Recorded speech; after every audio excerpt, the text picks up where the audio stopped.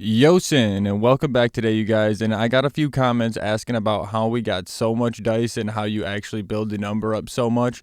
And I'm here to tell you guys how you do that. And just to let you guys know that just future disclaimer, this is going to be using the airplane mode glitch. And if you don't know how to do that, just go ahead and refer back to my last two videos to show you guys exactly how to do that and how to use it in the best way. So long story short, it really just comes down to how much patience you have, because here, I'll post it up on the screen. The rewards that you get from the challenges, the Chest Quest Challenge is the new one today, which is the tournament, and the Wall Street Wonders event, which is the new one that's at the top of the screen today. When you go through those events, I think you get 15,000 dice from the Wall Street Wonders, and you get 4,395 dice for the Capitalist Crunch event. So with long story short, as long as you're going to be able to wait for the multiplier event, wait for it to be times 1,000, and roll to make sure you can complete these events within only 2 or 3 rolls, which I understand that could be tedious and that could get a lot of resetting because you have no room for error. But if you're willing to have no room for error, not waste any dice, and make sure that first 1,000 roll hits, and you do that over and over again for 3 or 4 times and make sure you hit like 4 railroads in a row, you could spend 4,000 dice, complete the railroad event in its entirety, get 5,000 dice as a reward for it, and you have a shit ton of money. And then let me tell you what you do with the money. You blow all the extra dice on cash boosts, and then when the color wheel boost event comes, you blow your quadrillion dollars that you've made during the cash boosts and everything else, and then you get a million rolls for the cards and all that other good stuff, and all that's going to give you a bazillion dice, on top of the fact that everything else just constantly is giving you dice.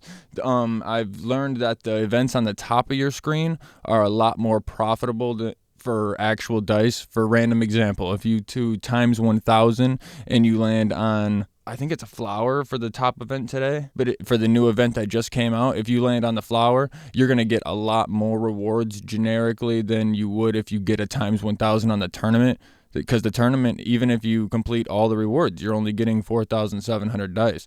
But if you complete all the rewards for the top one, you're getting like 16,000. So you could see the big difference there. And you could obviously do the math. If you're not wasting any at all, you could do times 1,000, land on a petal tile.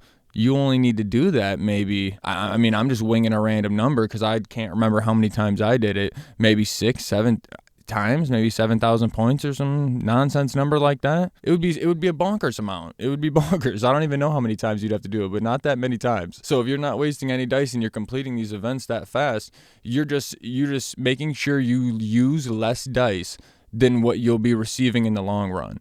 And if you don't know, you can go on the Monopoly Go wiki page. You could just Google it, and it'll tell you all the rewards and all the events that are happening for the day. And I believe that page gets updated at like 6 a.m. or like 6:30 in the morning or something like that.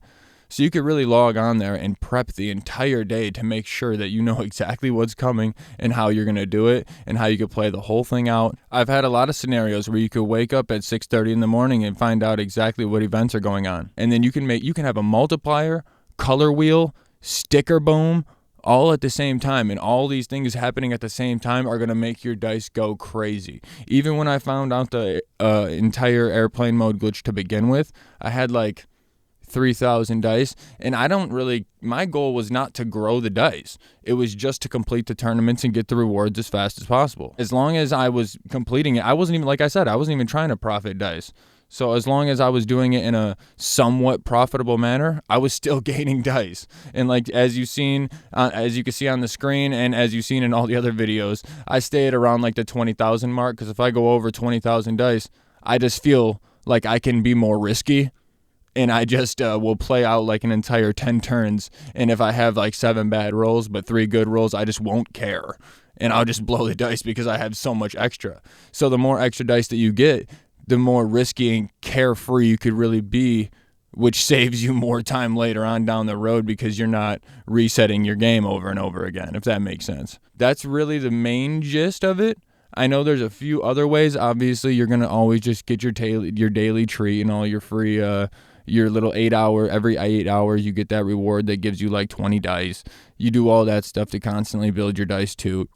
But really, those aren't even the significant rewards, and those are basically a waste of time if you're doing the rest of these other strategies. I mean, you've seen how easy this could be. If you watched my last video as well, there's the manipulation with the jail and the manipulation with the chance.